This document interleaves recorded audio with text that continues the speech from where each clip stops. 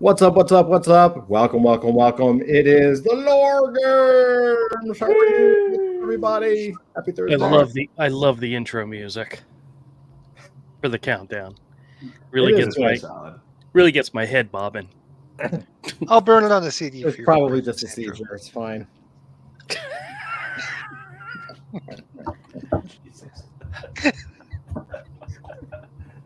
Anyways, Probably just a diabetic attack. We'll be fine. It's good. It's more like Oh, geez. How you guys doing? as he Good. sips his Good. milkshake. Oh my gosh. Doc, how are you? I'm good, man.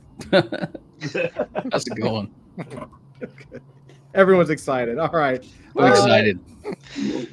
So as last we left off, last week was our very first game, like our first part of the campaign. Zach has been running. It's freaking awesome. I want to get ChatGPT to write like a summary of it because it was pretty damn good. So I'll probably end up doing that at some point. But yeah, man. So we can go ahead and jump in. This is going to be mostly theater of the mind. So Zach, you want to take it away and start us off where we left off? Maybe do a recap or. let's start with a recap. Okay, so last time on Tales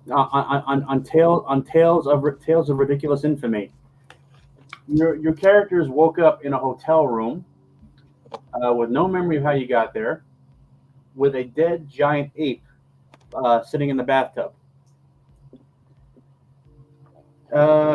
Basically the whole adventure was you trying to figure out how you ended up there, and it turns out that the ape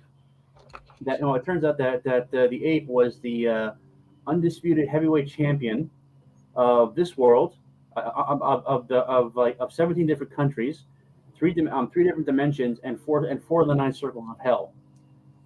His name was Little Timmy Snow, and you showed up there. And you showed up there with him and in the company of another fellow named Jimmy Jackrum, a global international mercenary / social media influencer, kind of like think Logan Paul, but more guns, more actual guns, and war crimes. You set out on a journey to figure out how exactly you got up here, but unfortunately you didn't get much further than the front lobby of the hotel, where it turns out you guys have spent the entire night trashing the place. Oh, and before you arrived, you kidnapped the police commissioner and hung him up from a flagpole outside the hotel by his undies. So you were greeted with the sight of a very tall crane pulling this guy down, along with pretty much every cop at High Brooklyn showing up with a hate boner for you all. One thing led to another. A lot of gunfire ensued. There was a big explosion, which you fortunately missed. You escaped the hotel, only to be met by the armed revolutionary wing of the Girl Scouts Liberation Front, a splinter faction of what is already a pretty radical and violent group, who wanted to know where their Girl Scout cookies were. You got away from that. You talked your way out of it, to be honest. And then you fled into Brooklyn, and at the last thing you saw before the session ended was some bum sitting on the front of the sitting in a door stoop, holding an empty box of Girl Scout cookies and totally blissed out of his mind. Oh, and by the way, the ape also had a box of Girl Scout cookies, empty box of Girl Scout cookies. Which you tried to rob among various other attempts at trying to feel him up, which we're not going to get into because it's just embarrassing. If you want to see that, This is a family show. This is a family show? Yeah. Yes. So yeah, so you're now in basically in the Dumbo part. Well, actually, I think you're probably heading up into Vinegar Hill now at this point, which is like a hilly section north of Dumbo. Kind of a quiet neighborhood, a lot of like faux Irish bars, a lot of Irish flags, hanging from above doors. A lot of leprechauns walking around because this is Hyper Brooklyn, so stuff happens. A lot of very drunk leprechauns. You step aside as a mob of very small leprechauns, wearing shamrock hats, walk by, sing a very obscene and vaguely racist song against the English, and obviously drunk off their asses. Now, you hear sirens in the distance. There's a big pillar of smoke rising to the south of you, where, from the hotel, which the cops have just basically fired a rocket launcher into you because they really, really, really hate you guys right now.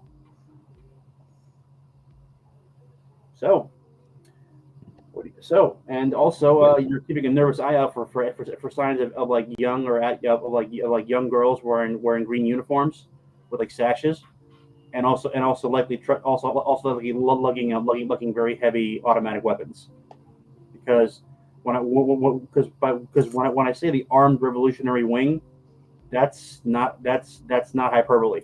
That's actually a very accurate description of who they are, and what they believe in, i.e., enacting positive social change through acts of extreme violence. All right. I'm keeping an eye out for anyone dressed in green. I kind of have my weapon hidden. It's an Irish neighborhood, so there's a lot of green. Yeah, I'm kind of getting overwhelmed. There are actual leprechauns living here. Yeah, there's a lot of like looking up and then like, oh, okay, it's fine. Yeah. Top of the morning to you, you fat fuck. Excuse me. I kind of like stand up a little straighter and flex my shoulders a little bit. A lady leprechaun comes out and like kind of gives you the eyeball, and then kind of saunters on. Is it a sexy eyeball, or is it a or is it a fuck you eyeball? It's kind of hard to tell because they are leprechauns. So male, female, they. All right, you guys have seen like the Fighting Irish, logo, for yeah. Think that, but lipstick and a miniskirt and fishnets. Does she have a beard like the Fighting Irish logo? Is this like these like dwarvian leprechauns? Kind of hard to tell. That she's across the street. You could go take a closer look, but I would love to. I would love to no. because I'm kind of attracted to hairy woman. No. I see your stink eye, and I see it as a challenge. So I want to go over there and be like, "Hello, oh, tell me a little about yourself. Tell me about this neighborhood. Where are all of you coming from and going to?" She stares at you blankly. Takes out her phone. She like taps on it a minute. Looks up at you. Looks down again. Looks at all of you. Looks back down at her phone. Puts it away very slowly and starts backing away, muttering something in Gaelic. Stun baton. Can we They've made us. Okay, so stun baton. All right, hey, you said it. You cannot unsay it unless you want to. I mean, no, by the way, I'm imparting a rule right now. Everybody gets one mulligan per game. Okay. Does anybody know if leprechauns taste good? I mean, barbecued or fried? Okay. All right, so we're about to find out. All right, so I don't necessarily stun her, but at least like whip it out. Doc, Nick, roll your strength die. Roll my what? Roll strength die. I'm sorry. You're attacking you with a stun baton. That's a melee attack. Okay. So let's see. What do I need to roll again? Sorry. Strength. Do you have your character sheet open? Mm-hmm. Okay. Just roll. I think roll your. It's a D8 minus 2. So I got 2. Okay. So you take out your stun baton, and you try and jab her with it. Now, bear in mind. So, how do I put this? Okay, you try and jab her. You miss. Because you didn't roll a 1, I'm not gonna let her take it away from you and then jab it right back into you. But I might like that. She starts panicking and she like runs away really fast, screaming in Gaelic. I think the translation is help, help, help, help, help. It's like some. What does your guy look like, by the way? Remind me again.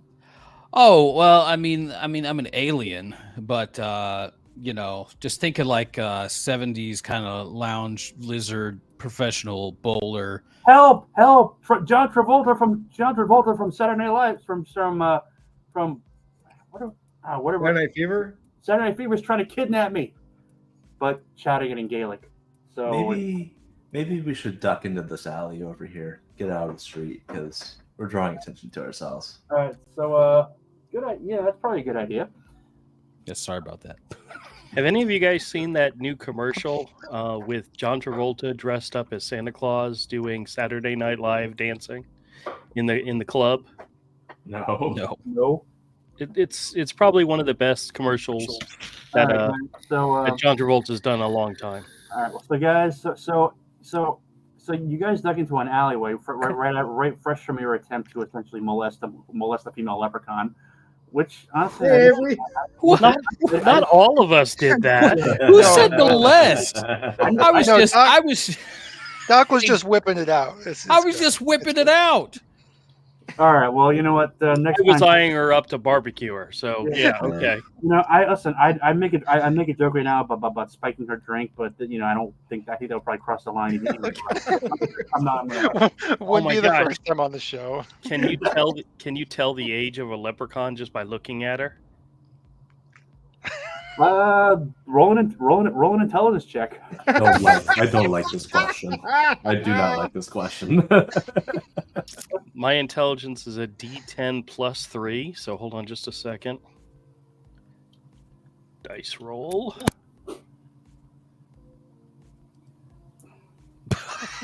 Six plus 3, so 9. Yeah, MK calls it the Cosby leprechaun maneuver. There is a way. I mean, they're fairy folks, so they tend to live a long time. Okay. You have to. I mean, you really have to get her close and look under her blouse, but you realize that's probably a very bad idea because even though leprechauns are very small, they're actually pretty strong, and they have absolutely no sense of honor when it comes to fighting, and given that given their height, just bear in mind their teeth are at the same level as your groin. So yeah. I heard they're like trees. You got to cut them in half and count the rings. Something like that, yeah. My daughter did that line on me one time. She and I were walking through the mall, and I looked at a girl, and my daughter looks at me and says, "Dad, she's like 12." And I said, "Well, how can you tell?" She says, "Well, you cut their arm off and you count the rings." I was like, "Damn." Okay, so you guys, it took 15 minutes before it is everything you think it would be.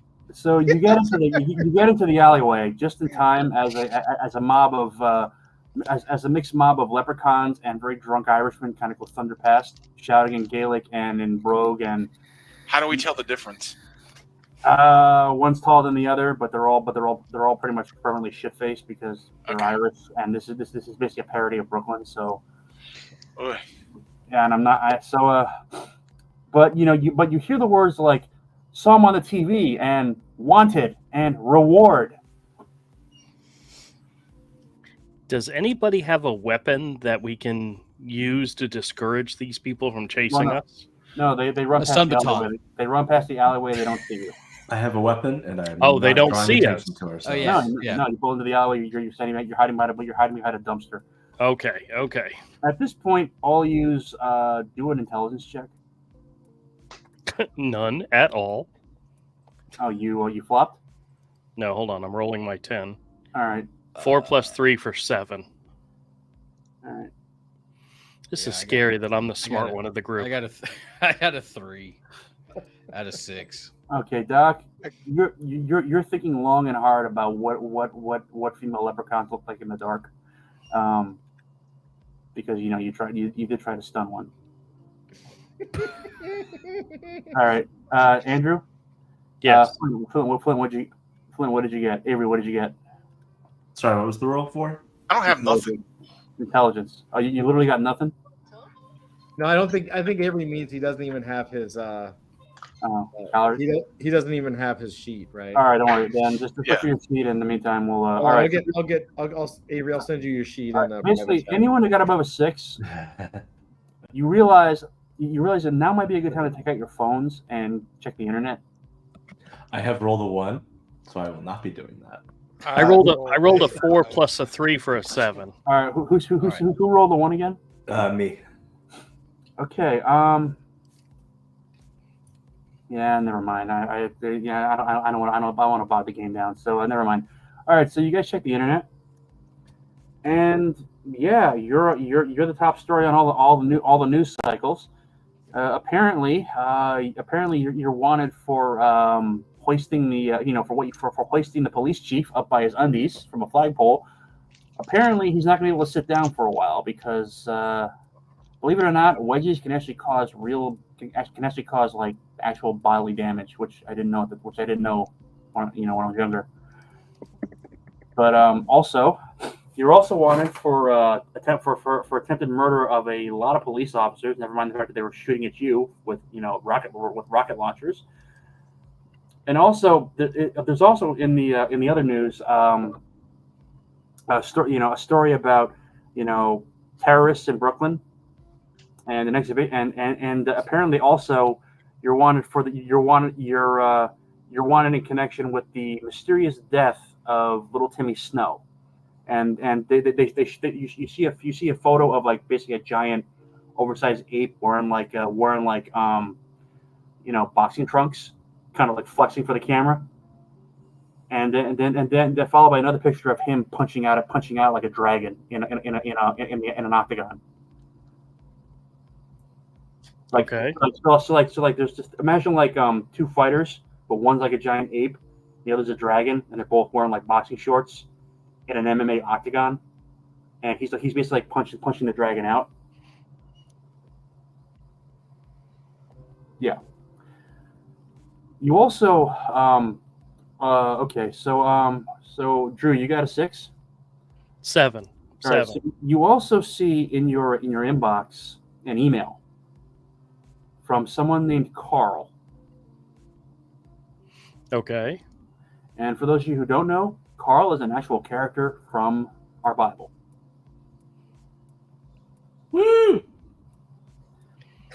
This is somebody Doc would know since he's a bowler, right? Yeah. So Doc, do you mention this out loud? Really quick. Avery, I sent you a private chat. Check your email. Yeah. You got it. Yeah. So do you mention that you got an email from Carl, the Doc? Can I get a quick descriptor of Carl real fast? Because All right, I don't know the Bible as well. Okay, so let me. All right, give me a sec, and I'm going to share my screen. Okay. Okay, thank you. All right. So yeah, these are this is a. All right. Oh, window. Thank you. Here. All right. Do you see my screen? Go on. So this is Carl. Oh, okay, yeah, sure. All right. And by the way, Todd, I really like the art on this one. He looks so much like John Goodman's character from John Goodman crossed with me. It was literally John Goodman crossed with Avery. Yeah, it was 100% John Goodman crossed with Avery. All right. So short version, Carl says that he's been looking for you guys, and he has some information that you might need about your current predicament. And he gives you an address. It's a pizzeria in Bushwick, which is a neighborhood to the northeast of you. So all you got to do is get there. I'm kind of reading over your shoulder and like, who the fuck is Carl? Carl? Oh, Carl, that's my buddy. Yeah, Carl. We go way back. Yeah, he's the guy. He's my partner in crime. I know this guy well. Don't worry, we can trust this guy. Let's go get there. You don't think he's gonna turn around and try to get the reward money? Look, Bowler's blood runs thick. We can trust this guy. Huh. Oh boy. You just look at skepticism on my face. but I have no other options, so I'm What going to other let this choice play do you out. Yeah. Hey, what time of day is it? Isn't it early morning? It's about 10. It's about 10 a.m. now. Okay. You guys woke up like literally at the crack of dawn. So where is the place he wants us to go to meet him? It's a pizzeria in Bushwick, which is like a neighborhood about northeast of you. If you take the subway, you can get there in about 10 minutes. But given your current state, it's hard to tell. If you walk, it'll take a little bit longer, or you can try and find other transportation. Ooh, you guys want to try to carjack an Uber or a taxi? 100%. Maybe we hire an Uber. I feel like we're drawing a lot of attention. You're probably right. Who's got money on him right now? I mean, really. I have 30 BAMF. Can we do a quick check to see who has money on them? Oh yeah, I've got 193 BAMF. Look, okay, Uber's on you. Okay, sure. So we dial. Okay, so I'm like shit. That actually worked. All right, so open up the app, plug in their address. We need a Uber XL for all of us. Let's go. Okay, so you summon an Uber. Minute goes by, then you get a ping, and I don't know if we would call it Uber in this world. I don't know, like Poober or something like that. Well, basically the Uber version, the hyper-broken version of Uber. Mm-hmm. A few minutes go by, and it's a Brooklyn Uber. It's a Boober. A Boober, yeah. Boober. All right, so basically a car pulls up. It looks like a very, very, very nice whatchamacallit. Well, you're not sure if it is an Uber because it actually looks like a UPS truck, but there's like an Uber sign in the back, and sitting in it is this guy. Let me see if I can find him. He's in here somewhere. Oh, here he is. He comes out the door and says, "You called for an Uber?" Sure did. Yeah. Get in the back. Thank you. Don't touch the packages. I wasn't planning on it. What's your name, sir? Okay.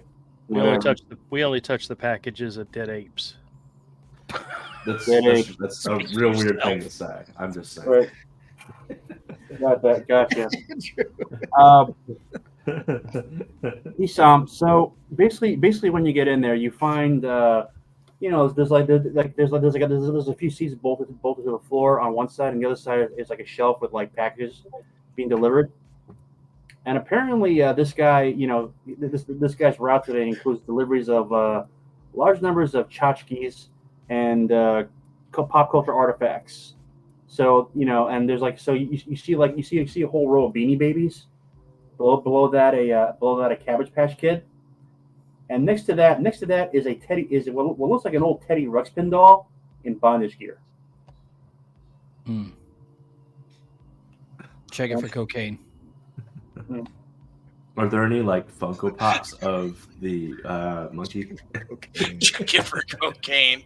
Yeah, there are Funko Pops, but they're locked in a cage. And there's a sign that says warning, live ordnance.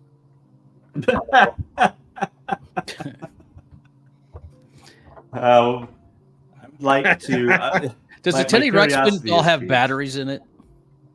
Can we just turn them on? Take a look if you can take a look. All right. I would like to examine, because I'm a weapons specialist. I would like to carefully take a closer look at this live ordnance to figure out what kind of ordnance this is. Yeah, check for traps. All right, so traps, and also see if it's something that maybe we can use. All right, so first off, do an intelligence check just to see if the mannequin is paying any attention to you. You get the impression that this guy is like really, really depressed about something, so he's not really like paying a whole lot of attention to the world right now. I've got 5. You look up. You see that he's focused. He's focused on the road. He's not moving that fast. I mean, it's basically a delivery truck in Brooklyn, and there's a lot of traffic and a lot of cops running around, but they're not paying any attention to him, and he's not paying attention to you. So, all right, you go to the cage. And I'm just looking at this point. I'm not touching anything. Okay. I don't want to set anything. All right, so you're not touching anything. You just it's a metal cage with a regular lock with like a lock on it. Doesn't look booby trapped or anything as far as you can tell. Okay, I can see inside the cage, right? Yes, you can. What you see are a bunch of Funko Pops. Well, a lot of Funko Pops, but there's something odd about them. Their eyes are all glowing red. And you notice as you're looking at them, they seem to be looking at you, and you notice their heads turning slightly as you move. I see the heads turning to look at me. Yeah, and you also see, poking out of the tops, what looks like the pin of a grenade. Oh no! I see their heads turn to look at me, and I instantly, I don't say anything. But in my head, I'm going, nope. And I go and back away, and I'll sit down.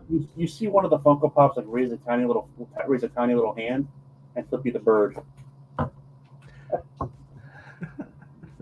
Nope, The Funko Pops are sentient. Sentient and explosive, apparently. How close are we to our destination? How much longer are we in this thing? You can't tell. There's no windows in the back, so. Can we ask him? Sure. He looks back at you and says, I'd say another 20 minutes, maybe 25. It doesn't really matter, Time is nothing more than a concept of the mind. A way for us to ignore the ultimate futility of existence and the pain of a servitude that never ends. Look, man, I don't mean to pry, but are you okay?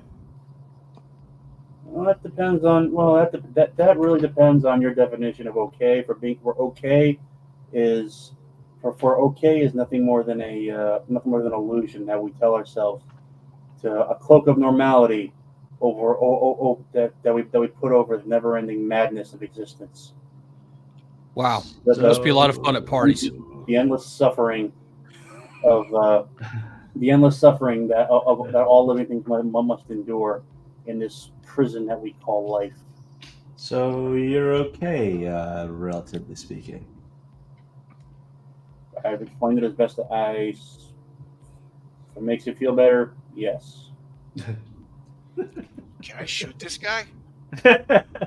Not while he's driving. Yeah, don't shoot him. We still need to get where we need to go. I don't know. So- He looks back and says, "Oh, by the way, if the Funko Pops start asking you to let him out of the cage, don't. They're Okay. They're not quite right in the head." Interesting. I will keep that in mind. And also, he looks back in and says, "Also, be careful with the Teddy Ruxpin. He's been through a lot." You've seen some shit. And he has some rather peculiar needs, which you may be able to fulfill, but I can't vouch for you being able to walk once he's done with you. Wow. Okay. Don't threaten me with a good time. It's canon now that all the toys in Adult Fantasy have PTSD. Thousands there. I blame Sub Dude. Oh no! So, all right. So, do you guys want to do anything else in the back of the van? You want to explore any of the items? Well, I mean, I feel like MK, hold on. MK says to do eat. So, I mean, I do have like gadget creation and technological expertise power tags. Okay. So I'm wondering if I can reprogram Teddy Ruxpin to be the to like psychologically hypnotize these Funko Pops to kind of be like a leader, and then we can just take all of them with us as we go out the van. Good lord. Okay. There's well, so many steps to this plan. All right. Yeah, I know. First, love let's just turn on Teddy Ruxpin because I want to know what this guy's thinking. I mean, I can't help it. Because in my previous life on my planet, I was a toy maker until I turned evil and started making weapons. So this Teddy Ruxpin really appeals to my sensibilities. Okay. Before we continue, Todd, Dusty, how filthy can we get before we get shut down here? Oh God. That's a Dusty question. Dusty? He's not even here. He's left the building. Okay. Dusty's currently care. disassociating. He heard that question and left his body. We just. All right. Okay. So here's what you're gonna do. Doc, right? Yep. So what you need to do first is you need to stand up and do an intelligence check on the Teddy Ruxpin to see if it can be turned on. All right. As a 5 plus 2, so D6, and I got a 7.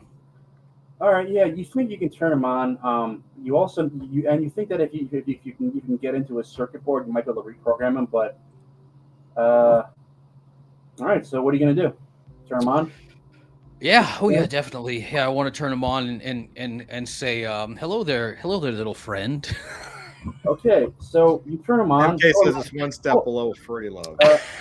I have brought you back to life. Silver Mannequin looks back, sees what you're doing. He doesn't say anything, but he reaches back and like closes the partition door between the two of you.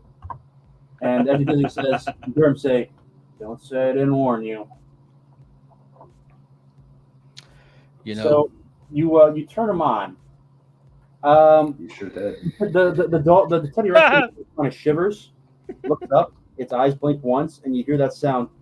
Come dream with me tonight. You know that's what the song used to be. And then it pauses and says, "Hi, my name is Teddy. And are you my friend?" Teddy, I am your friend. Not only that, I am your overlord, and you shall do my bidding. Oh my The lord! doll stands up, reaches into a pocket. You know, I have my gun out. Pocket. Behind my back. Yeah. It's not a ball My gag. my hand's on mine. What? There are kids here? All right, I gotta stop them. No, there are no kids What? here. All right, so the doll looks at you. Of course it does. Suddenly, there's this like feral glint in its eyes. It like stands up, reaches behind it, and takes out a ball gag, and then like ties it around his mouth really tight, and then turns around and like pokes his butt at you, and then holds out like a riding crop, and says like, "Good work, Mercy." I don't want to feel like we're deep diving into Zach's internet search history. Trust me. If we went into fully into my Research. Look, research. Sometimes research has to be done. All right, so he hands you a riding crop, and starts like saying like things at you like through the muffled ball gag. Whew, okay, what do we got to do to reprogram this guy to be slightly less kinky and slightly more? I guess he's already subservient, right? Well, I'll just whip him on his ass and be like, "Go get those Funko Pops." Quick question. Yeah. So there's a divider between us and Solar Mannequin. Yeah, but it's not. He's just kind of. Honestly, this guy doesn't really care what you get up to. He's just kind of over. He's just kind of over it all. He just doesn't want to see it, so he doesn't have to know about it. How big is the divider? Like if I were to open it, how big is the opening? It's just a regular door, like in a delivery van. I'm going to open the door and say, "Mind if I join you?" There's some weird shit happening back here. Feel free. I'll come up front and close the door. All right. And if there's a lock, I'm gonna lock it. You notice that he has like a self-help book, playing on the speakers as you do. It's like basically like its title is really called 101 Reasons Not to Kill Yourself Today. God. Jesus. Jeez. Well, if you look at his backstory, he does have a lot to be worried about. That's true. So all right, so back in the back. Okay, so you're I'm saying this. You're giving the you're giving the Teddy Ruxpin doll a good discipline session. We'll skip over the details because I seriously don't want you guys to think I'm like into that stuff. I'm not, by the way. I'm literally making this shit up as I go along. You're doing a great job, Zach. Keep going. That's exactly what someone who's into this shit would say. So, You are totally into this shit. okay, so Hey, welcome back, Dusty. Yo, just Dusty, stop disassociating. so after, just a minor emergency here. Everything's fine. We're all going to be fine. Let's go. so after a few minutes of this, the doll basically shivers and passes out from. Well, I'm assuming it's either like painful ecstasy, and as you do, you notice that there's a hatch on the back of its head that gives access to a CPU. All right, so I want to get in there and reprogram this little guy. So what do I need to do to roll I'd say do an intelligence check. All right, let's see Yeah, here. and don't botch it because then it'll get really funny. Okay. I got out of 6. I got a 4. I got 6 out of 6. Okay, so you notice that this Teddy Ruxpin doll has been heavily modified, and there are actually like 3 separate modes that it can be set to. The first one is basically like teddy bear submissive, which is the current setting. The next setting is standard Teddy Ruxpin, which is just a regular Teddy Ruxpin doll. The third one is high tech bear assassin. Fourth one is infiltration and termination unit. Oh my God. And the sixth one just says show tunes. Wow. Okay, so that's what? That's 4. That's 4 settings plus what he's on already. 1, 2, 3, 4. How many of us are there? There's 4 of us, right? Yeah. All right, let's draw straws, guys. So do we have anything like any paper we can kind of write 1, 2, 3, 4 on? Stick them in my hand. Let's go. Oh my lord. All right. So what are you doing? Just because the setting you can flip the settings on and off anytime you want. Oh, I know. We're just gonna Drew's gonna draw a straw. And we're gonna go with that setting. All right. D4. Everybody roll a D4, and whoever gets a 1 gets it. I did not. All right, Drew. All right, Drew, you do it. Just go in there and flip a setting. You muted. Yeah, I mean, Andrew, you're muted. Oh, sorry, guys. I rolled a 2 and I picked show tunes. Yes. okay. So the Teddy Ruxpin doll jerks up, takes off the ball gag, and basically kind of like in a sound reminiscent of Hugh Jackman, who actually was, believe it or not, like a very, very skilled stage performer before he became Wolverine. He starts belting out the theme song from Oklahoma, and all you guys need to do a Constitution save, because it turns out that that his mouth has like a very loud speaker, and he's doing this in an enclosed metal van, so it's like the sound is amplified. So yeah, you need to like roll to find out if your eardrums are going to be ruptured or not.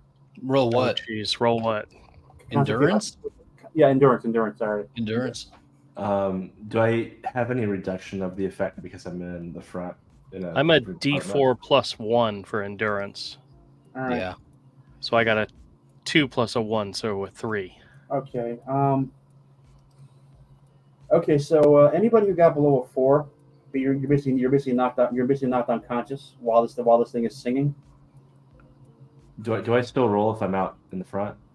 No, you're curling on reason like 97.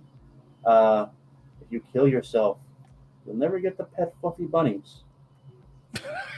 I kind of turn to him and I just kind of hopefully bunnies are pretty great. Bunnies are, yes, bunnies. An amalgam of flesh and fur that does nothing but breed and shit and die, and breed and shit and die. Although to be fair, And eat their own that's shit. You forgot that part. there's although that's true really of any mammalian creature. We're all just creatures that breed and shit and die. But they look especially cute doing it. Cuteness is nothing more than a mental condition foisted upon you by certain, and he just like goes off on this tangent for a while, and you're kind of, you certainly feel kind of down about yourself. Okay, so inside the van, who got below a 4? I got a 4. Okay, who got above a 4? I got a 6. All right, so you're up. Anyone who got 4 or under is not currently lying on the ground, clutching his ears, and like trying and like while visions of Broadway musicals on bad acid trips are running through your head. This thing is loud. Okay. It can't get any louder. Oh, he can get louder. He can. Well, my character has a gun and I start shooting the damn Teddy Ruxpin. I open the door and go, "Yo, what the hell?" Yeah, because you just hear pow, pow, pow, pow. The van stops at that point. Roll a dex. Because you're shooting at it. That's a dex attack. No. And I'm gonna say you're at -1 because of all the noise. 5. Okay, so you basically shoot the right spin in the head. Blow off Good the job, head, Avery. and you blow off the head. However, one of your shot. Let's see. No, I'm not going to do that. Basically, the Funko Pops see this and start applauding. The van stops. Partition door opens and says, "We're at your destination." Oh, look, you shot holes in my van. That's going to cost you extra. Damn, it's my app too. Okay, here's a good tip, buddy. I give him $1 extra. Get the fuck out of here. Good luck with your bunnies. Life is nothing more than an endless stream of sorrows, and not even death is an escape from it. My existence is an eternity of misery and suffering. And Bye, Yor. Jesus, that's a fun guy right there. you try service to the primordial, you asshole, and see where it gets you. Now get the fuck off my van. I don't know what that means. Wow. Wow. He's Ray fun. of fucking sunshine. That's great. Well, guys, that's my interpretation of Solar Mannequin as a character. It's great. I dig it. All right, so you get off the van and you find yourself. If any of you know, aside from Todd, who else has anyone else ever been to New York? I've been. Yeah. Man. Okay, so there's a neighborhood in Brooklyn called Bushwick. Used to be basically like a giant gang zone, basically a place where you go to get scored drugs and get shot. Since then, it's become kind of like an up and come, kind of like the newest picture made. At least it was when I was there. Not sure how it is now. And in Bushwick, there's a very famous pizzeria called Roberta's. Seriously, if you ever get a chance to eat there, go. It's like awesome. So basically, you're basically in the our version of Roberta's. It's called Wilhelmina's. It looks like a giant shack next to a salvage yard, but the smells coming out of it are just so the smells coming out of it are a bit strange. You know, What's up, Willie? He says, my wedding vows. yeah. All right. So there's basically there's like a little one restaurant in the front with like a big yard in the back with picnic benches, that sort of thing. You see people sitting there like staring at their pizzas in shock. And there's like a big set of double doors in the front, and above it is a sign that says Wilhelmina's. Well, gang, shall we investigate the stench? I don't like how you said that, but where are we let's meeting see. Carl again? Well, he's supposed to be hiding out. He's supposed to be in a pizzeria. Oh, A right. Pizzeria. Perfect. So, Yeah. Oh, yeah. This is Carl. So we're in the right place then, right? Yeah. You think I'm so? assuming so. Oh, we think so. Okay. Yeah, hold on. I gotta find the right character here. Here we are. What a Okay, shit. so you walk in. First thing you notice that this is, it's a large pizza. There's a large open space. There's a big counter. There's a crew working in the back making pizzas almost on an assembly line. You notice that, however, that everyone working in here is a zombie. And standing in the front counter is this character here. She looks up as she walks in and says, "I'm trying to. How do I do an old Jewish woman? Like an actual bubby." Just a sweet old granny that I think would be fine. Can I help you, boys? There you go. She she's basically a zombie. You can see like her grin's gray and flaking, and she just looks up at you and says, new customers. This is Carl's mother. Grandmother, right? Grandmother here. All I right. think so, yeah. Mother or All right. grandmother. It says both. All right. Well, I guess since I kind of know You Carl, might it'd be know. like, hello. Well, hello there. no. Hey, Oh, hello. I'm. Oh, didn't Hey, see. Carl sent me. We're good friends. Is he around? What did you say, Sonny? I don't hear so good nowadays. I said Carl sent me. Is he around? Oh, Carl? You're what? No, you're not Carl. Carl's my grandson. Oh, is your name Carl also? No, man. Dave's not here. No, I'm looking for Carl. Carl? Yeah. Where's Carl? Your name's Carl? Yes. Yes. I'm Carl. Okay, my son's named Carl. Yes. Yeah, I'm Carl. Can I go back to the back room? The back room. I'm assuming Carl's in there. If she thinks I'm Carl, then I just let me in. Only Carl's allowed back there. I'm Carl. You're not Carl. Carl's I my got a son. bowling ball.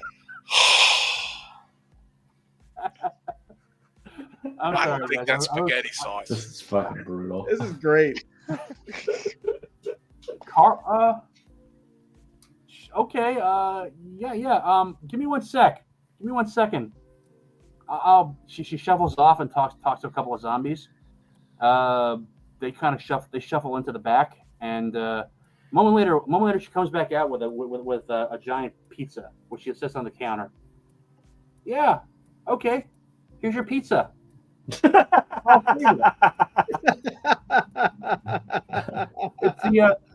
the unmentionable. It's the only one who ever eats it for some reason.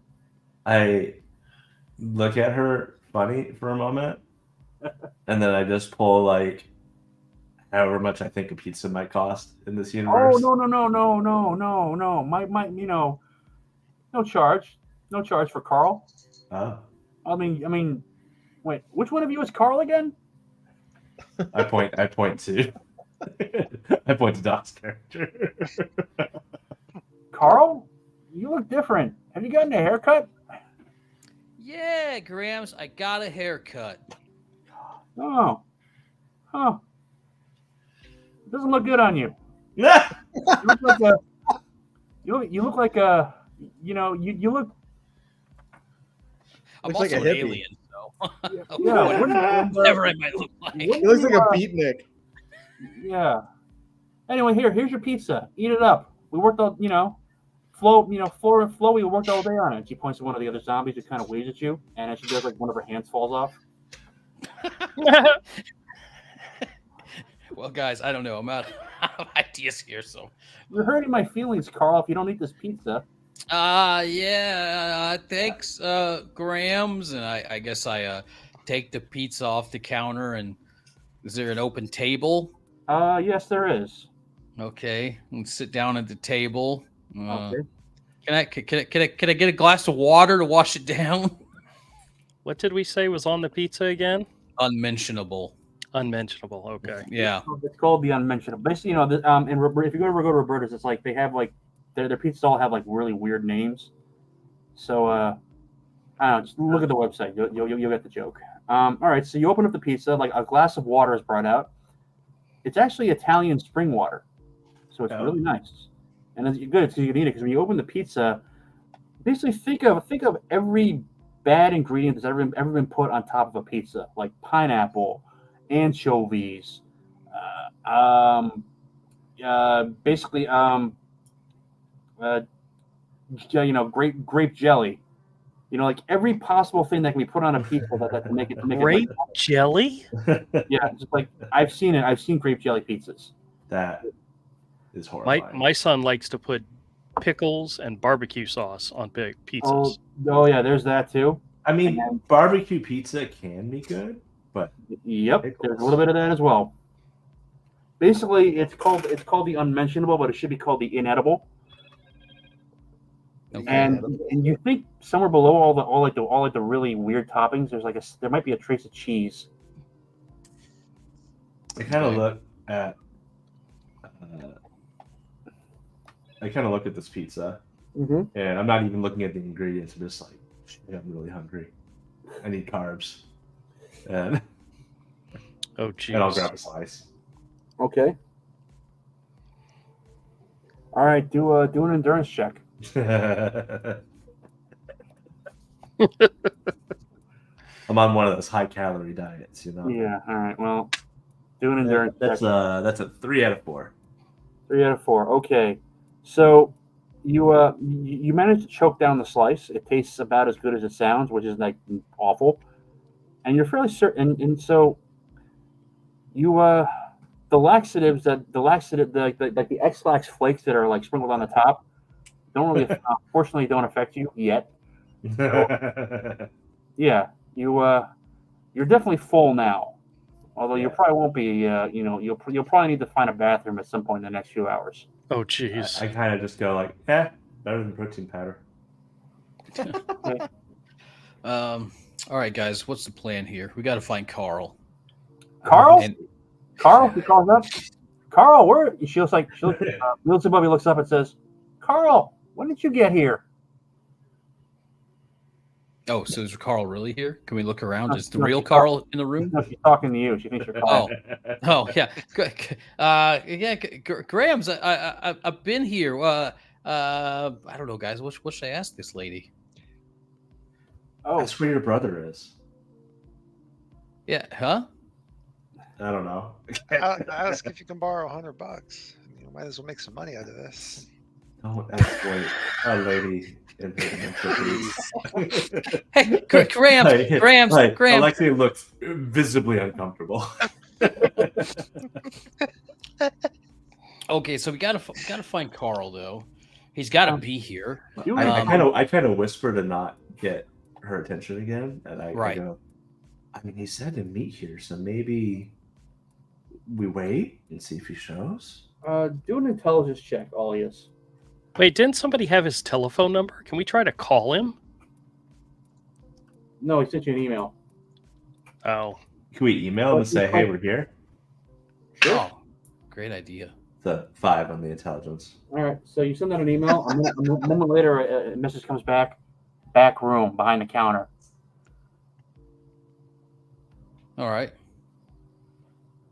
So let's slowly start making our way there without catching Grandma's attention. Grandma is currently dealing with a bunch of what appear to be European hipsters who are looking at the menu with like a growing look of horror on their face. So you get around the counter. The zombies are shuffling past you. One of them they look at you. They're all in like various states of decomposition, but they let you pass. And you notice in the back that there's like what appears to be like an iron like a steel door, right next to the next to the freezer. And over it is like a hand letter sign that says like there's like a couple strips of tape. The first one says Carl's room, and below it says, "Do not enter, or I will kill you, you motherfuckers." Seems pleasant. All right. Wow. Who wants to knock? Well, you're his friend, so. I Oh, think okay, you should sure. knock, All right? right. So kind of ease up against the door. Bonk, bonk, bonk. Hey, Carl, it's me, Zorblax, the unpronounceable. You know, we bowled a 300 together at Lucky's Lanes.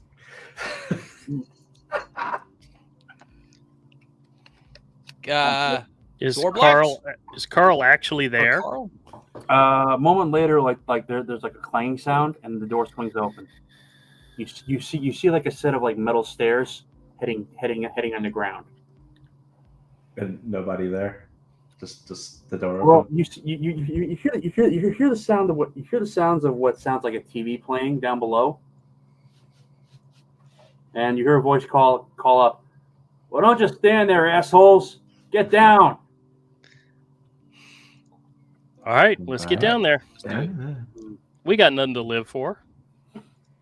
Oh, I mean, speak for yourself. all right. So you make it downstairs, and Maria, you enter what appears to be like basically like the bunker of a survivalist. So it's like like brick line walls, like built-in air ventilation system.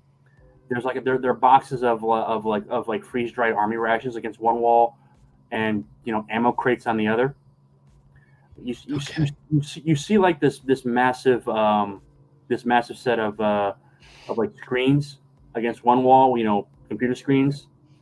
One of them is like a security camera of outside. The other shows video from what appears to be a foreign war in some subtropical country very far away.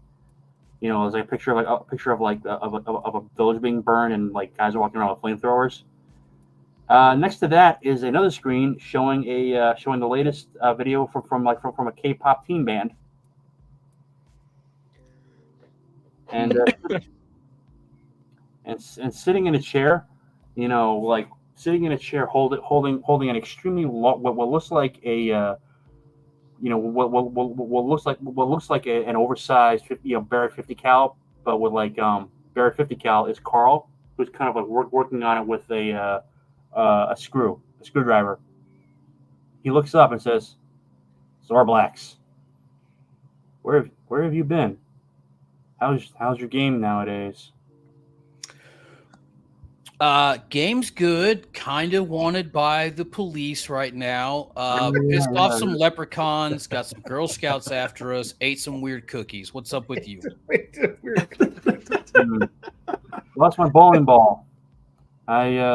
He looks up and you notice that there's like bandages around his arms and like a very nasty burn scar on his forehead. I made the mistake of helping my grandma install Windows 666 on her fucking laptop. Oh, Works. Like I said, I'm basing this guy on like John. No, I'm there with you, man. Let's go. On his fucking laptop, and of course the old bat. Whatever she ended up opening up a portal to the abyss. So there I am. It's bowling night. Supposed to go out with the boys to play at the league. Finally kicked that bastard Alejandro's ass. And you know what I ended up doing? Spending my one night off fighting off a demonic invasion. I took that bowling ball and I bashed in the skull of Grimthorak, the Impaler, Lord of the 975th level of hell. Look at that wall over there. He points at the wall, and you see these giant acid scars on the stone. But he went back into the abyss with my bowling ball still embedded in his skull. I'm never gonna get it back.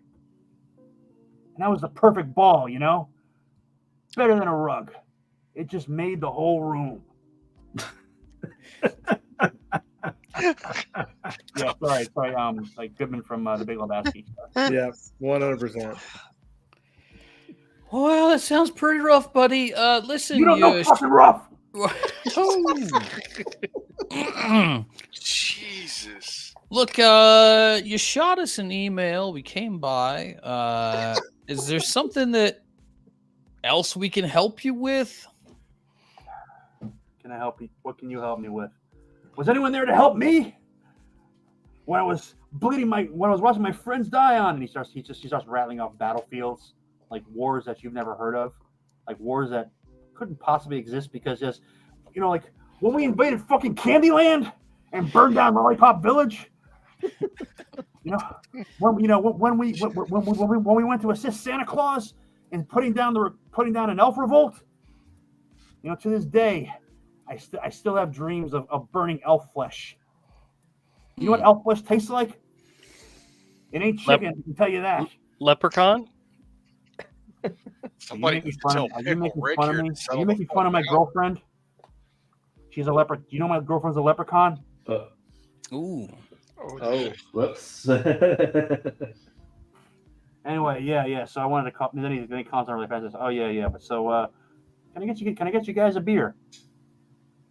Honestly, yes, please. All right. He gets it up, puts the rifle aside, like goes to a fridge, and like takes out a 6-pack of, you know, of a 6-pack of PBR Premium. And he says, "Here, Milwaukee's finest embalming fluid." Because Grandma can't buy beer for shit.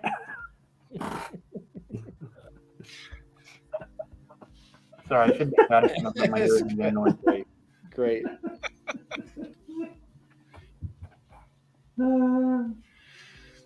I do the thing where I take the twist off bottle cap or the pop off bottle cap and like stick it in my elbow, you know, All right. and pop it off with my muscle. He's And then down. I just take like a huge swig of it and like half of it's gone. All right. Well, it's PBR, so you know, make of it what you will.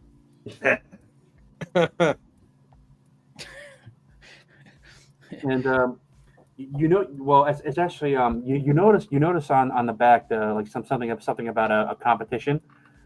Look for the golden bottle cap, and get a free tour of the PBR factory in Brooklyn. I look at my bottle cap real quick. It's just a regular bottle cap. Aw. Maybe the next one. Hmm. I'll keep trying. So yeah. All right, Carl like pops it, you know, it's like slams a couple beers. It seems to help his mood a little bit. You know, his eyeballs are no longer like popping out of his skull as he's about to go into a rage.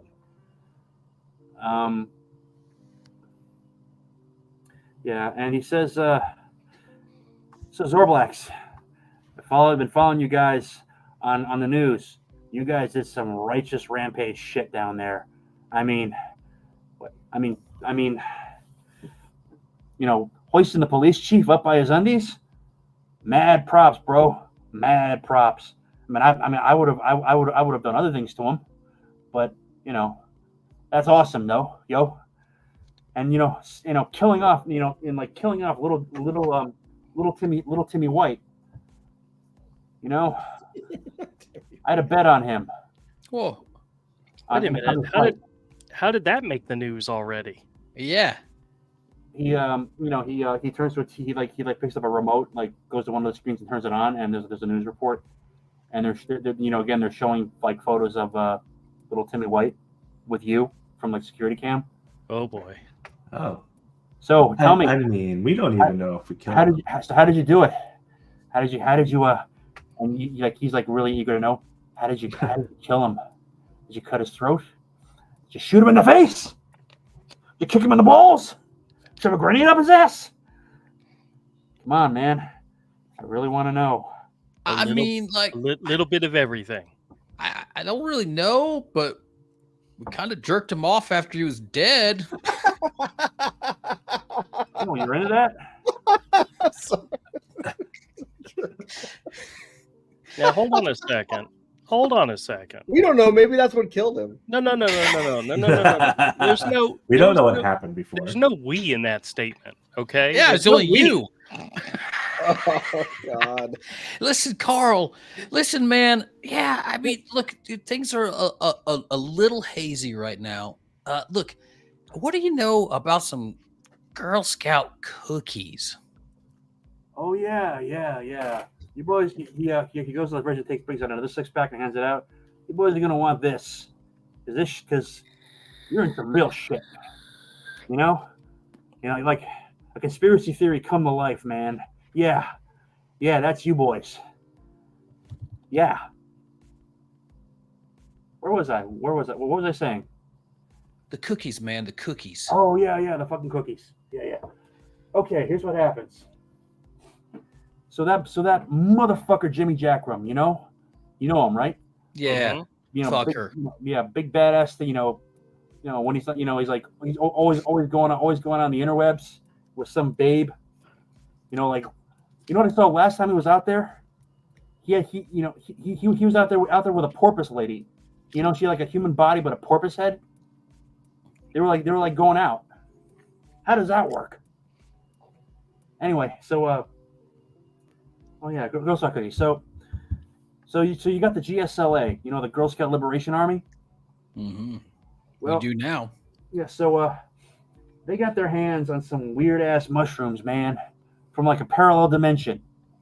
Like a place where human beings are slaves to giraffes, or is it rhinos, one or the other.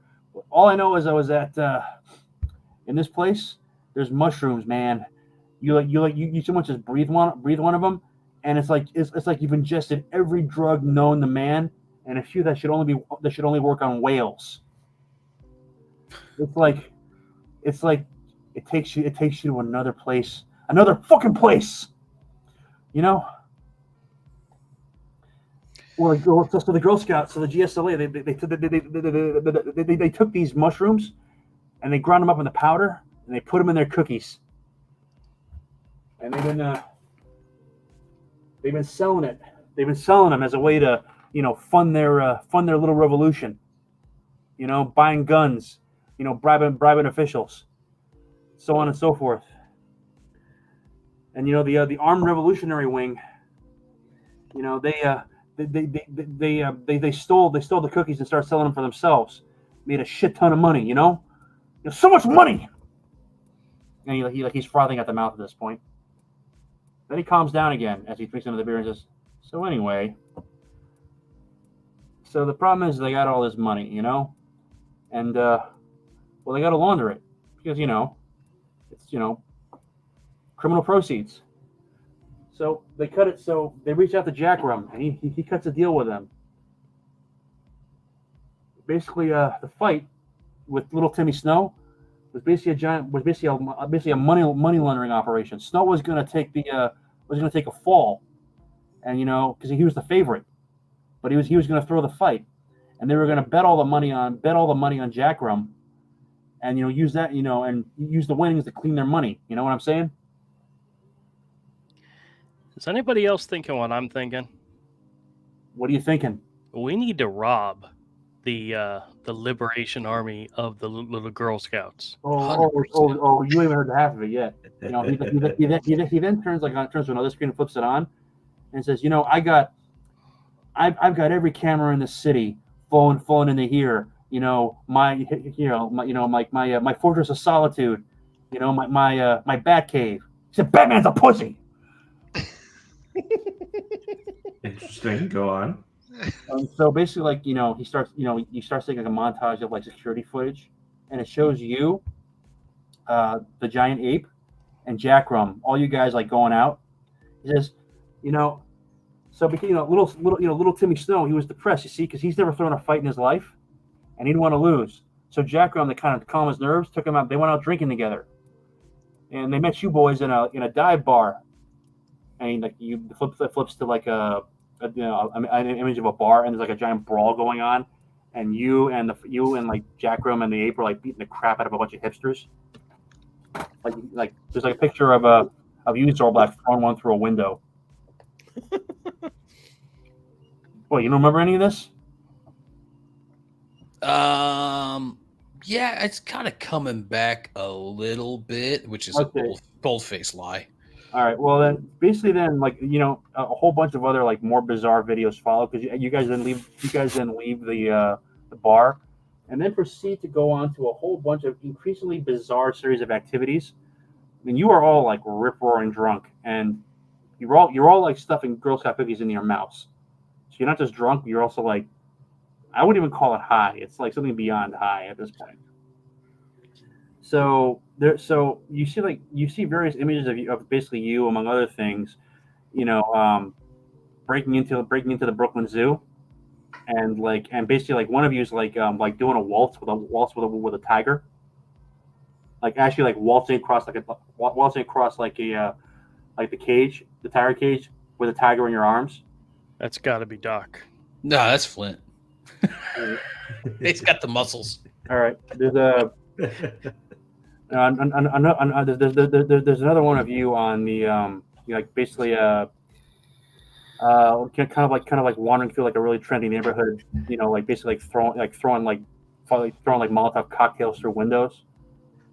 But the thing is, you're forgetting to light them, so they're just bottles of flying through windows, and you see homeowners shouting at you and throwing stuff back at you, but you're you see yourselves well, there's no sound, but you can clearly see your lips shouting the most vile racist insults imaginable. That's and true. And then there's a picture of you breaking into the official residence of the police commissioner, dragging him out in his underwear. Okay, he deserved it though. And then the final picture of you before you go into the hotel is you basically hoisting him up a flagpole by his underwear, and he's screaming at you and shaking his fist, and you guys are all pointing at him and laughing, and one of you's and I'll let you decide who it is, drops his pants and basically moons him as he goes up. Carl looks at you guys and says, "Yeah, you guys were pretty fucked up last night. Why didn't you invite me, huh? What, I'm not good enough for you?" Does Carl owe anybody in this group money? No, not you're aware of. Okay. But so here's the thing, though. He pauses it, and you see as you guys are going into the hotel, and you see the ape walking in holding a giant box that's overflowing with Girl Scout cookies. And he says, "Looks to me what happened is, what I see is that the little Timmy Snow was stuffing his face full of all those cookies. So my guess is he OD'd at some point. The only thing that could possibly kill him." Well, I mean, that means we're in the clear, right? We didn't kill him. Yeah, but look, they're all looking for someone to blame, though. And besides, you guys did do a whole lot of other bad stuff. I mean, yeah. I just kind of tried off. All right, guys, plan of action here. Yeah. Well, one last thing though is that the fight's still on though. Apparently, I just found out they found a replacement for the ape. It seems now that Jack Rum is going to be sharing the ring with some jackass named Finger Blaster. I'm pulling all the stops out, aren't we? And Apparently it's a tag team operation. He's going in there with this dude, sub dude, and Why? this veiny motherfucker. Oh no. Yeah, so it's gonna be him against all three. Mm. Yeah, they're not sure. I'm not sure if they have to throw the fight yet or how they're doing it, but it's still going on. Hmm. It looks Okay. like MK says trash panda. was that? MK says trash panda. Oh, you mean this guy? How Oh, yeah, about this guy. Yeah, this guy. He's the ref. He's going to be the ref. Apparently also the like the musical entertainment. Wow. Anyway, all I know is that at some point you guys stole all the cookies from the GSLA and then fed them to the ape. That's why they're coming after you. Mm-hmm. And the cops are after you because of what you did. And I'm betting that Jackrum is not happy that you're still alive because you he doesn't know that you don't remember anything. And if word of this gets out, he's gonna be in a lot of trouble. So if I were you boys, when you go out there, you go out strapped. I mean, armed to the teeth, man. I mean, you got to be carrying your fucking machine guns. You know. I mean, I'm always carrying. All right, I'm done. He pops up another beer and just sucks it down in one gulp and belches. Jesus. Hey, did my grandma give you a pizza? Sure did. Did you eat it? Sure did. Did you eat my fucking pizza? Must have been someone else's. He kind of gives you like the hairy eyeball, then goes back to his rifle and starts fondling it again. And I'm done. So we'll figure it out. Whew. Well, gents, seems that we got ourselves in a bit of a pickle. What say ye? what's a chance we could do like an Ocean's 11 and rob the fight? That's what I'm feeling. I'm feeling clear our weak. name at the same time by displaying the video on the big screens. Yeah. Ooh. Yes. Yeah. Hey, Carl, can we borrow that footage? Can you put that on a thumb drive? Yeah. Give me a sec. He gets to work in a moment. Like a few minutes later, he hands you like a thumb drive with all the footage on it. All right, guys. Time for capers. Yeah, it's happening at the. Todd, do you remember the name of that giant arena on Atlantic Avenue where where the Nets play? What was it? Barclays? In the Barclays Center. It's happening in the Barclays Center. It's like this giant shit. This giant eyesore on Atlantic Ave. Yeah.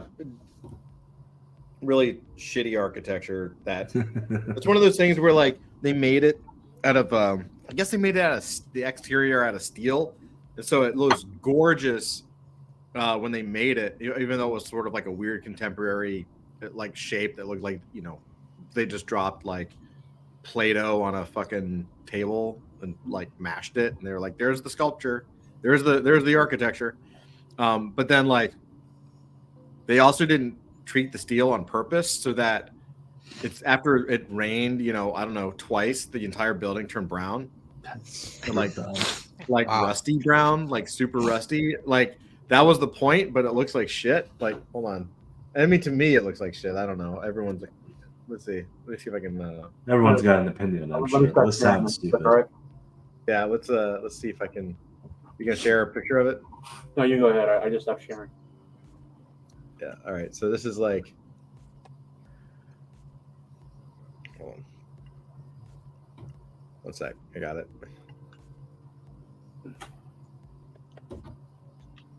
Share screen.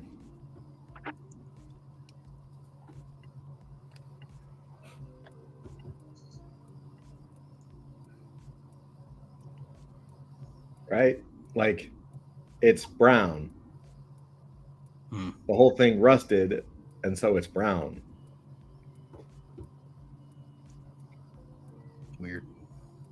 right?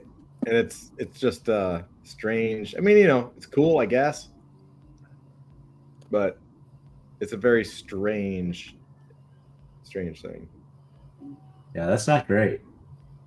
It's like it's just modern architecture. It's kind of cool. I like the shape of the building. It's just the color. Yeah. Is that supposed to be a stadium of some type? Yeah, it's a stadium. They do like basketball and stuff there. So here it is in the inside. It looks like a regular stadium, but on the outside, it looks like a rusty battleship. A rusty cruise ship. Yeah, it's like oh look, this thing landed here. Oh well. I guess we'll play basketball in it.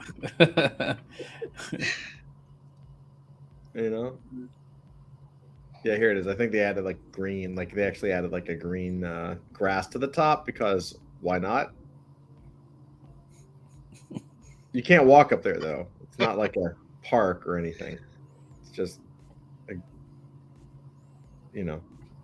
it's just a starship that fell to Earth. It probably has something to do with the Tesseract and the Primordial. I'm just saying. All right, so Carl is not kicking back, and he's like staring moodily at his K-pop screen, and you're muttering like, "Never happened to real good decent music. What is this shit? Why do they have to dress like that? Where's the guitars?" Basically what like a 40-something rock band would say while watching a K-pop band. So what are you gonna do, guys? Let's see. Is there any kind of like pre-show entertainment scheduled for this fight? Like we gotta sneak into this place somehow. Yeah. Can't do the old like waiters trick. It's a big so, stadium. Just like a what you call it, internet search finds the following. The fight is actually tonight at the gates like doors open at 6. There's an early card like a secondary card of like other fighters, just like various people who are fighting for whatever, like gonna warm up, a couple of warm up acts as well. So let me share my screen again real quick. Sorry. And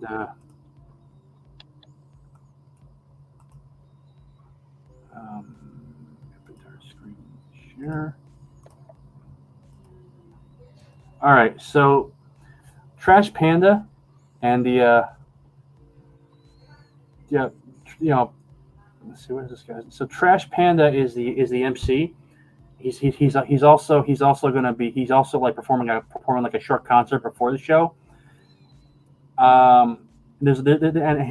also has an opening act, which is the called the Finnegan O'Shea's, which is a leprechaun boy band. Oh, we can definitely pull off Leprechaun Boy Band. And dude, if I could jack off a dead gorilla, we could pull off Leprechaun. I like this plan. I like the way this is shaping up. The infinite possibilities of tabletop role-playing games. Oh, I'm sorry. Oh my god, I'm sorry. Okay. All right. So you studied this, and it appears that they were a late addition. So and their act involves like a really kitschy like fake Irish setup on stage. But you think you might be able to slip in if you like pretend to be part of their crew, because they roll with a massive entourage. Okay. Seems like a plan. So exactly what time are they performing? 9 o'clock with like the main fight at 10. What's that mean now? So they're going to perform like 3 songs, like their 3 of their hits. And then Trash Panda's coming on with his band. Apparently he's currently trying to rebrand himself as kind of like as a glam hip hop act. So yeah, that guy's going to be rapping. I think we need to go out and find some leprechauns, beat the shit out of them, and steal their clothes. Oh no, there are costumes there. There'll be costumes there. You don't have to be there. You don't have to be there. Yeah, Oh, I okay. don't think Well. Leprechaun's clothes will fit me, and I kind of look at my biceps. Right. Carl, buddy. Hey, I know you're so mad at your grandma because you didn't bring your pizza, man. This is horrible. Look, I think we could just like borrow the delivery van and fuck that old broad. Can we just borrow her wheels for a little bit? That'll show her. Yeah, she nah, I can't, man. Grandma lost her car. She had her license taken away for running it into a school. Driving right to the front door. How can you do that? Oh You well. can borrow, you can borrow my car. Oh, sweet, man. Thanks. That's real kind of you. And you know what? If you're gonna wreck it good. I need that fucking insurance, man. I got my eye on a sweet caddy. With like it has like a fucking skull for the ornament on the hood. Always classy, Carl. All right, he tosses you the keys. Says just go on the back. Keep a low profile. I have to say, I love Zach's interpretation of Carl. It's fucking awesome. Yeah. Sorry about like my short. Just- No, it's great. It's great. All right, so you I- guys so go I ahead. whisper to the rest of the group, does this guy not want a cut of this job? I mean, he's pretty much setting everything up for us. I don't think he does. Is he not that bright? He's just very, very angry. Okay. He says he hears that and he says, yeah, I can hear that. I don't want that any of that fucking drug money. I just want to see you guys humiliate that fucking Jackrum. On Sounds fucking good to live me. internet. And you know what I want more than anything else? You want to make it up to me? Get me a new fucking bowling ball. Bro, done and done. Alrighty. We got you. All right. So he tosses you the keys. You guys head upstairs. Grandma says, "Oh, is that you, Carl? When did you get home? Carl?"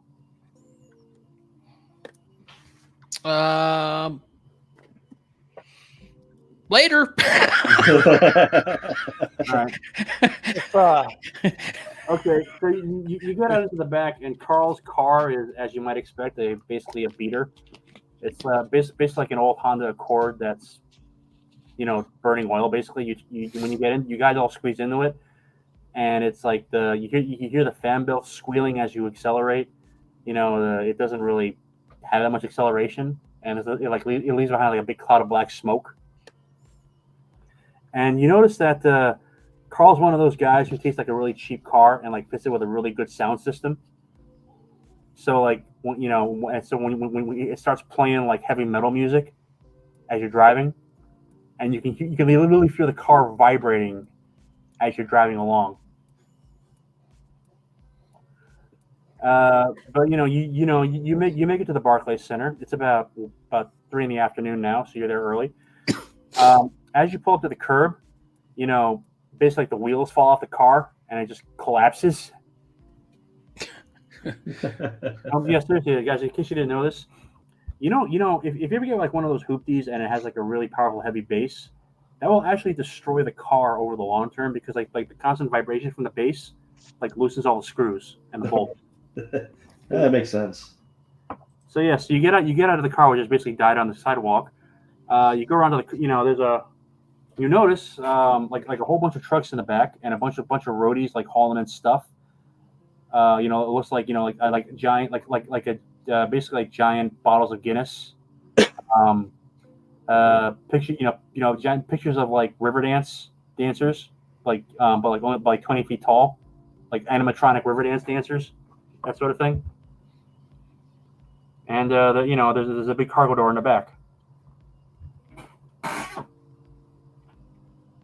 All right, guys, what do you want to do? Well,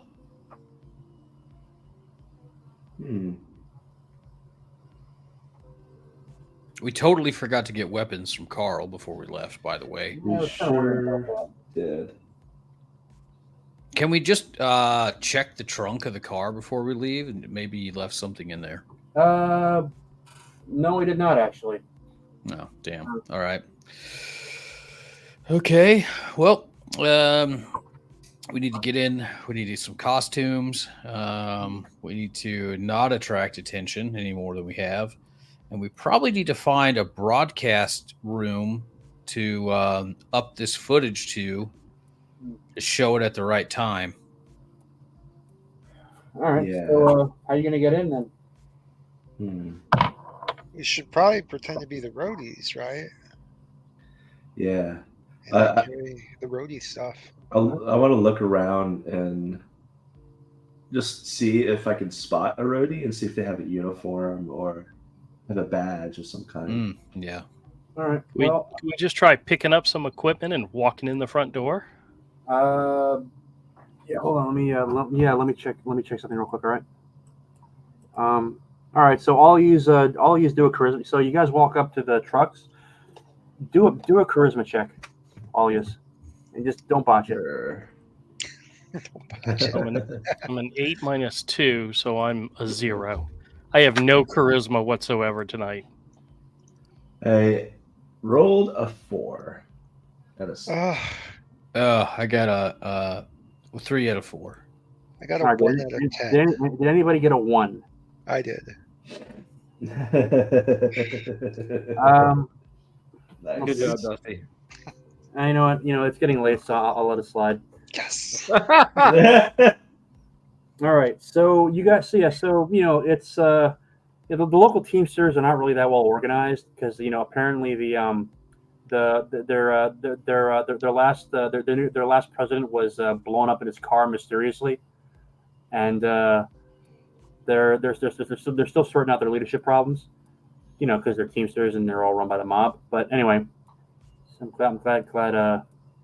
Anyway, so but you're able to get in there. You all pick up like boxes of stuff, and you walk in, and you walk in, and there's like a guy with a clipboard, directing people. He sees you guys come in. You're all like holding like boxes and bags on your shoulders. Says, "Oh yeah. Take that to section A4," and he points you down to the left. Pause. What are you waiting for? A4 that way. I nod my head and don't say anything and just start walking that direction. Okay, so you walk down there. There's a giant staging area there where people are, where you can drop the stuff. And you notice that there's beyond it there's like a corridor heading into the bowels of the Barclays Center. How big are the things that we're carrying currently?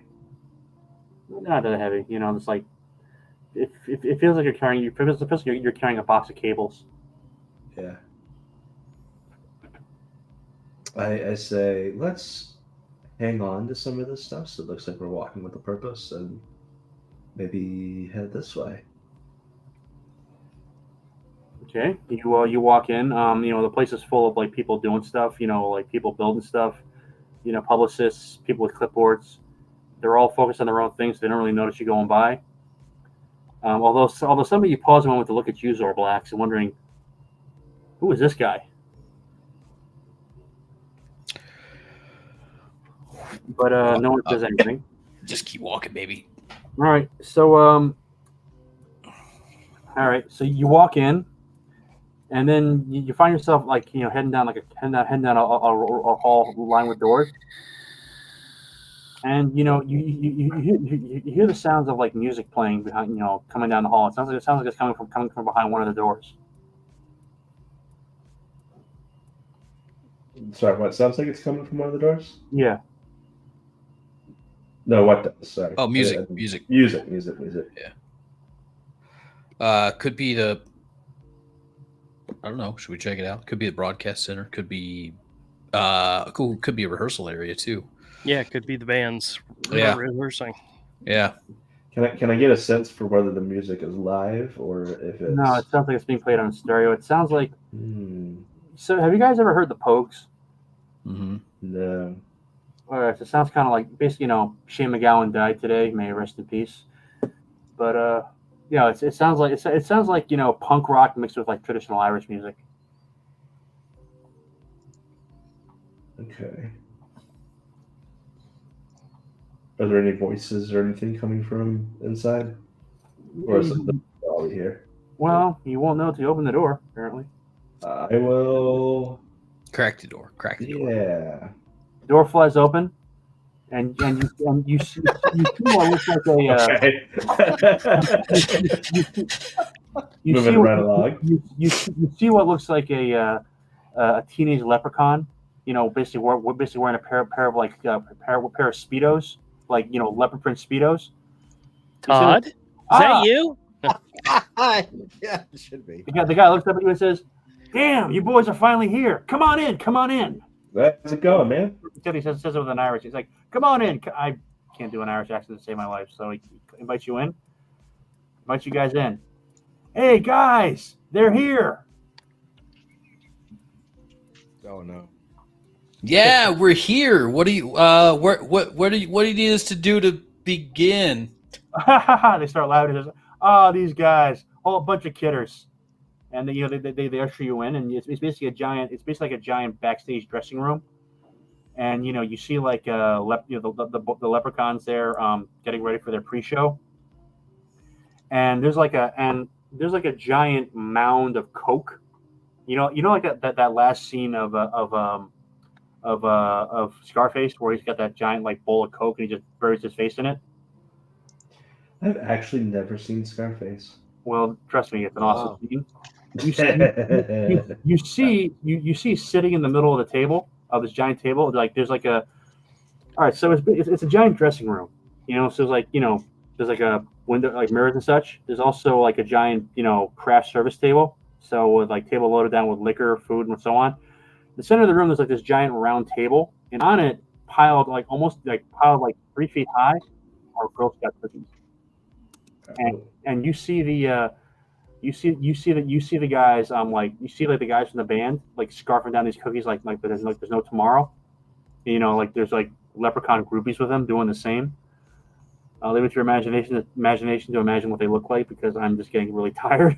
And then the door closes. It says, "So the leader guy looks and says, so you're the new backup dancers." Sure are. Yes, we are. Great. Yo, get into your costumes, man. Because like we're doing an early show. Is there a set choreography that we should know? They start laughing again. Says, ha ha ha ha ha ha ha ha! Oh, you kidders! You guys have been practicing this for weeks, haven't you? Sure have. Yeah, all right, let's go around. Get dressed. Here, have some cookies. And they point you to the they point you to the back of the room where there are a bunch of costumes.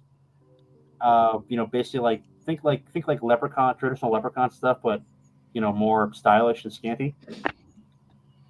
And they're looking at you expectantly, waiting for you to get dressed.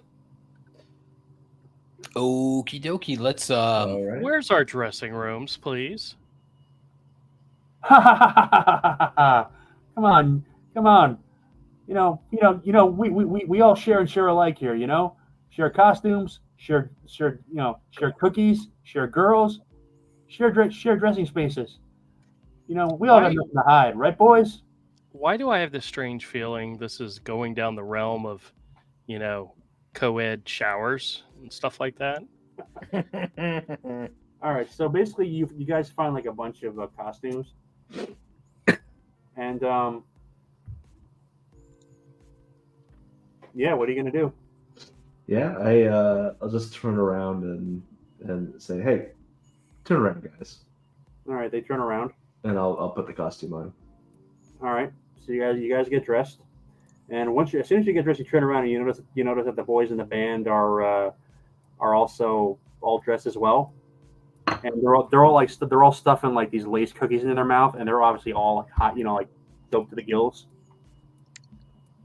And the stage manager comes out and says, "Come on, you guys are late. They're all ready for you. Special concert, charity." Okay, let's do it. Let's get ready to dance.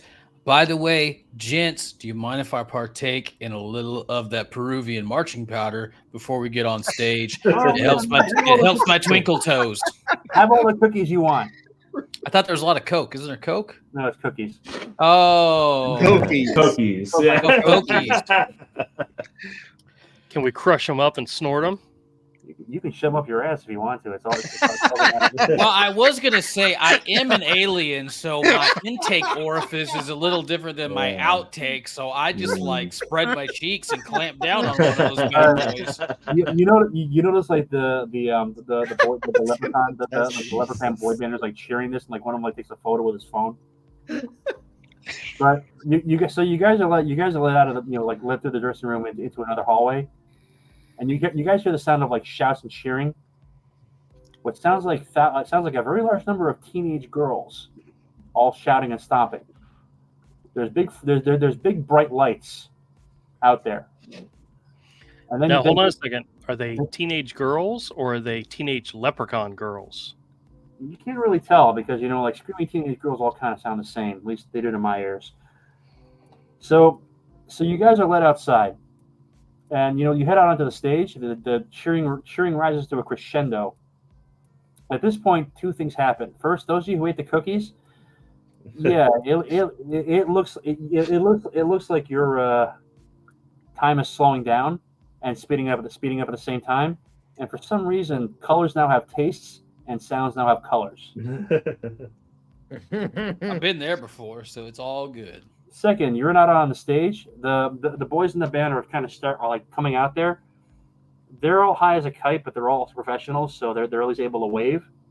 You look out into the audience, and filling the seats all the way to the back of the Barclays Center are at least 25,000 Girl Scouts. And we're going to leave it at that. God damn it. I had that work for you guys. I didn't. Beautiful. It didn't feel too rushed, did it? Because I was trying to end it at a certain point. No, it was great. That was great, man. No, dude, you do such a great job of us being able to throw the most random shit and like instantly snap up on it. So kudos to you, dude. Yeah. Well, that's how I play it. I mean, I like my like the outline for tonight's adventure was literally just like 4 paragraphs, and I just figured, you know what, I'm just gonna riff on it and see what happens. That was great. Yeah, and yeah, Todd, I wanted to use more characters, mostly because I got tired of making up my own shit. So no, it's good. It's good. MK says enjoyed tonight. Nice work. Awesome. Yeah. Okay. Getting deeper in there, and it's good. Like I think it's theater of the mind, and we're doing a lot of that, and but it's also starting to test the rules a little bit, which is really good, and go through some engagement, which is really nice. It's great stuff. I really like bringing in like the characters from the Bible and stuff like that, because it helps give like for me, because I wasn't around when you guys were.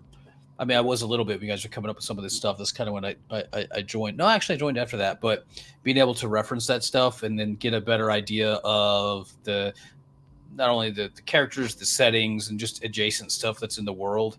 It was nice being able to see those and kind of help picture stuff. And Right. I think it lent a lot to the story. It was a lot of fun that way. Yeah, well, glad it worked out for you. Yeah. So so that's the. So with the Beelzebub thing, I admit I kind of like ripped off Dave's Not Here.